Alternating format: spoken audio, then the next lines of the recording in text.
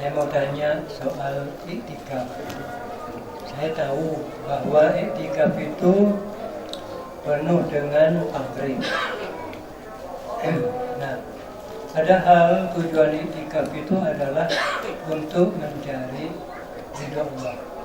Artinya mencari Lailatul Qadar.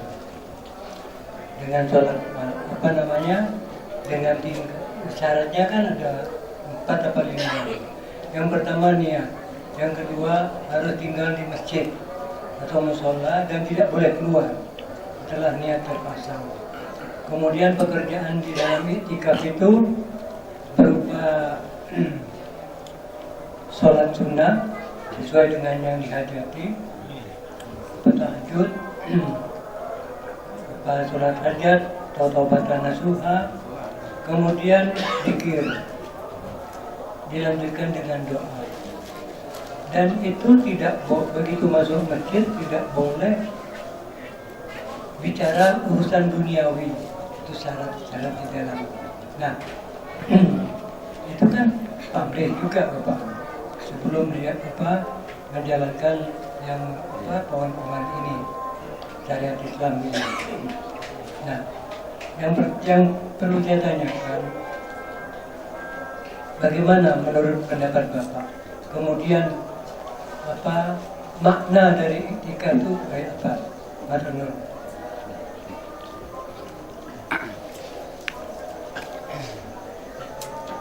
menceritakan tadi itu mengenai tentang sunnah kan itu juga sama, tergantung bagaimana yang fardu.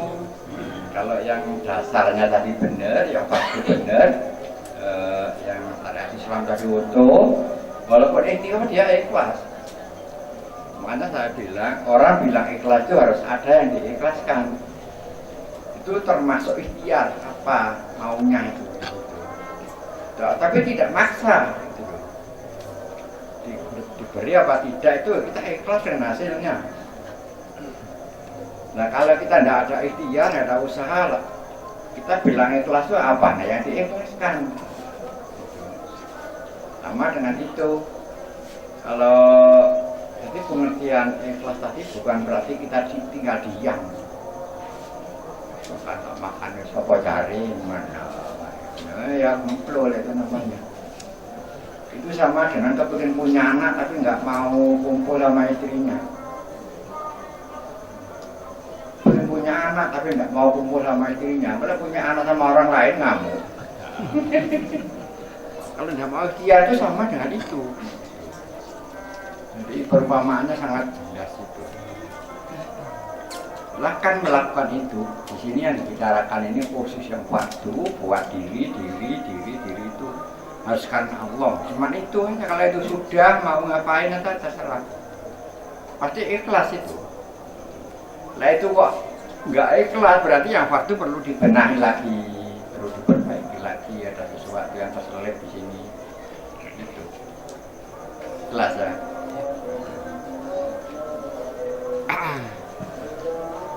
Nah, lebih baik sekarang aja tak jelaskan tentang perbedaan waktu dan masa. Kalau waktu itu seperti panah ini, seperti panah itu waktu. Semakin runcing ini. Akhirnya persis contohnya ya kita sedang puasa sore-sore kan nunggu waktu maghrib kan. Waktu itu namanya. Lah, setelah meruncing itu pas waktunya maghrib. Berarti masuk manjing waktu maghrib. Gitu. Itu waktu. Lah, terus isya begitu lagi. Manjing lagi. Subuh juga begitu manjing lagi terus masuk ini. Nah, kalau itu dilakukan berarti orang ini tidak dimakan waktu. Berarti orang ini benar-benar pandai menggunakan waktu. Nah itu, masuk ini. Nah, ketika ini melakukan ibadah tadi itu karena Allah, bukan karena selain Allah, maka waktu tadi akan belok ke masa lalu. Ini masa udah namanya. Ke masa lalu. Kalau karena selain Allah, ke masa depan, ke masa terkemudian. Terus gini. Ya masuk, tapi masuknya ke sana. Tapi biasanya nggak masuk, nggak manjing begini, tapi pecah ini. Lah itu orang sedang dimakan waktu. Itu. Tapi karena Allah ini masuk. Lah terakhirnya nanti ya masuk, namanya masuk kok. Kalau neraka masa bilang, oh ini masuk neraka, ya jatuh lah ke neraka itu. Jatuh ke neraka. Lah ke surga baru masuk namanya. Lah itu harus melalui manjing tadi. Makanya tanpa melakukan syariat Islam mustahil, kita tidak perlu bicara surga dah. Itu. Jadi bagaimana nanti tergantung bagaimana sekarang kita di dunia ini. Itu sangat rinci sekali itu. Sama-sama ya, sama-sama ibadah, sama-sama sholat ini. Ini masuk apa keluar itu aja. Karena selain Allah ya keluar. Itu. Memang benar karena Allah itu manjing namanya masuk. Lah ini sampai ke sana itu. Ke titik awal itu udah sampai. Namanya diterima itu gitu. Jadi bedanya waktu dan masa itu apa? Kalau waktu ya itu tadi terus seperti itu masih waktu namanya. Tapi ketika sudah masuk namanya masa. Ke masa lalu apa masa terkemudian. Jelas ya. Kayak itu. Ini masa.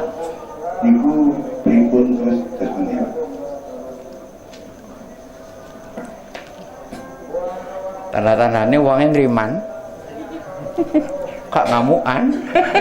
Nang bojone ya sabar. Ya apa iki? Nang tanggane ya apik. Mensyukuri apa yang ada. Gak tahu nentang nang ketentuan Gusti Allah.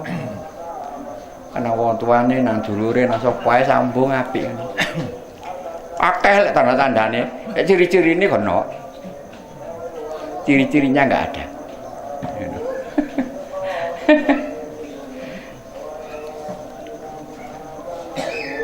Saat dengan waktu itu sama. Loh, saat itu sudah ditentukan, tertentu saat orang meninggal itu saat ini Allah yang menentukan.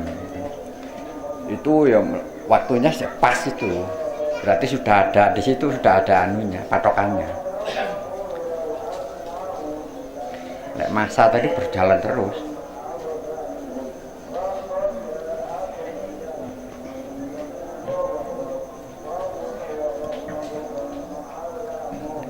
Lah kalau kita berjamaah begini, rasanya roh kita ini menyatu, itu sama-sama berjalan ke arah masa lalu.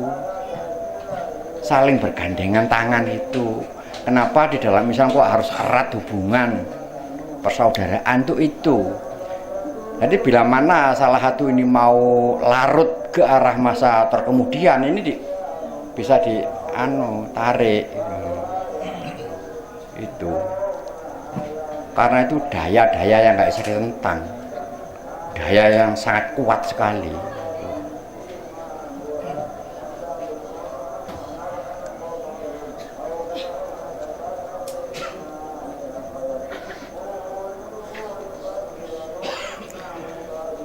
Nah kalau lewat masa lalu tadi, setelah berjalan, setelah bertemu dengan para nabi, setelah itu akan ketemu ujung dunia itu. Setelah ketemu ujung dunia, kita melihat Gunung Qaf itu tadi. Pasti lewat situ, nggak mungkin enggak kalau berjalan ke arah titik awal. Sesuai datangnya dulu. Ya, karena waktunya sudah, masanya sudah digulung begini, ya udah wis. Kayak sampai bingungnya sih ngantek bunder leser. Bunder leser. Ujung dunia itu kan baru lahir katanya ujung dunia. Lah iya lek jagat cilik, jagat pribadi, sampean harus bisa itu. Saya bicara tentang alamnya diri apa alam semesta. Lek alam semesta ya enggak kelihatan tapi ada itu. Gunung Qaf ada itu. Pohon yang ada anunya juga ada. Tapi perumpamaan kalau di diri itu ketika kita baru lahir. Ujung-ujungnya kita ada itu loh. Makanya disebut ujung dunia itu.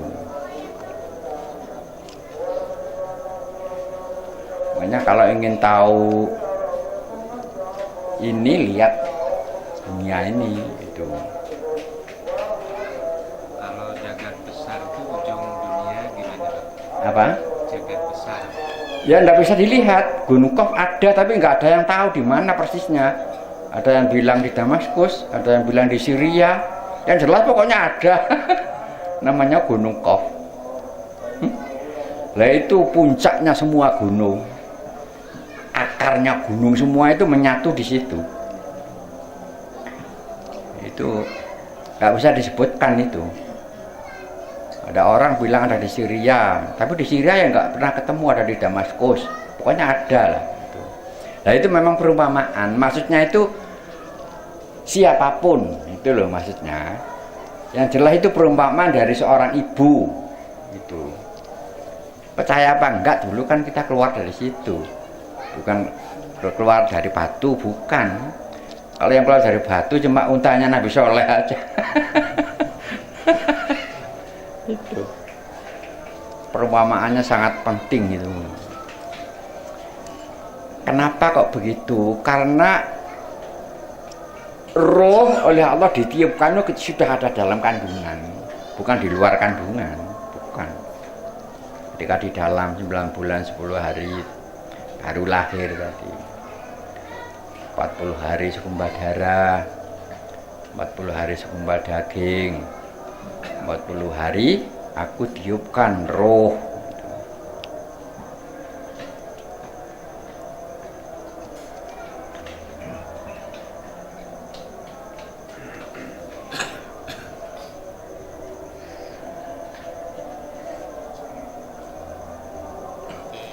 Gunung Qaf niku satria Kanjeng Nabi Adam diandapaken niku pun disediakaken anu nggih napa kok Gunung Qaf iku. Lho ya iya. satria Nabi Adam diandapaken Tak durunge. pun disiapi. Sudah disiapkan. Kok sampean jange lahir sudah disiapkan jalan nih ngono. Kok nek salahnya gak lahir ya men. Makanya di mriku wonten Nabi Khidir ya. Iya, ono, mesti ono gak itu. Dan di depan situ.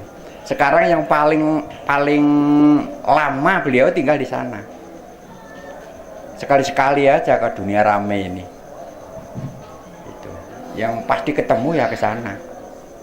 Tapi nang masa lalu ono, aduh banget lek dikehendaki Gusti Allah wis mustahil. Makanya ini disebut gaib tapi nyoto. Nyoto. Tapi gaib kan. Iya. Ini masa lalu.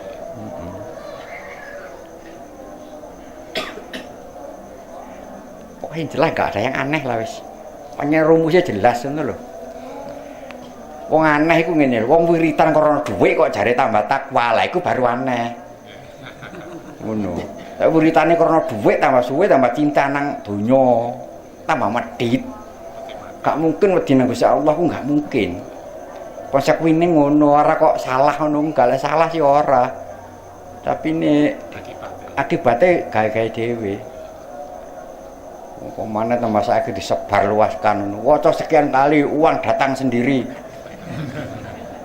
Karena mungkin malaikat ngeterno duit lek demit karjem lah itu ada kemungkinan. Pokoknya tertarik nang ngono-ngono iku wis. Berserah diri ibadah karena Allah. Nyambut gawe sing tenan sagep ikhtiar pira oleh disyukuri. Mas akeh syukurono.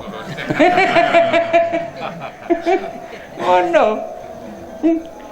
Masalah wakeh wis di mana gak apa-apa wis alhamdulillah.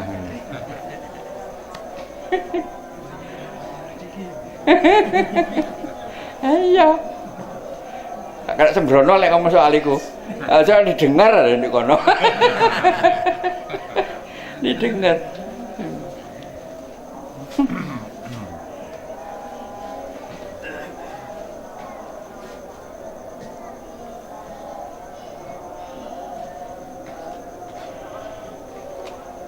Aku tiap doa ya terus terangai pokoknya saya tidak ingin jamaah saya ini ono sing kepepet nemen iku sing tak anu. Semuanya harus terangkat, cepat atau lambat. Ngono. Soalnya aku ngerti lek wong terlalu kepepet nemen iku malah wiritane rada miring-miring karena dhuwit ngono lho. Iki kefikiran mendekatkan kekufuran ya iku. Cahaya kabeh lan. Mekane saate ae. Main-main aku lek soal iku. Lagi sih urip bare roh sing njero jasad. Ngono. Tapi ya urip tapi jalane balik besok ku jelas ngono lho. Aja ora anu. Kok sampe tenggelam dek anu kok.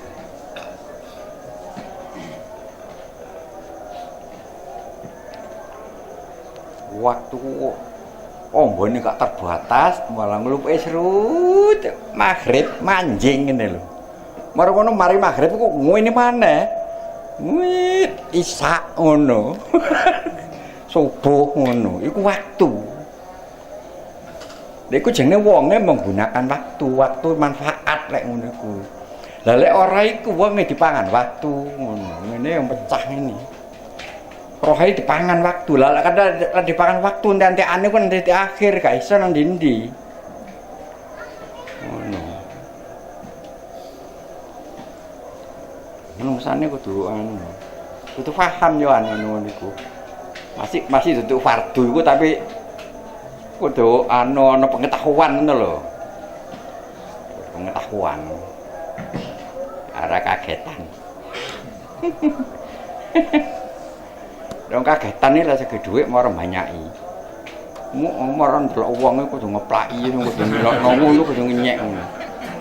Tapi lha kagetan ora mani kudu akeh biasa-biasa aja. Assalamualaikum.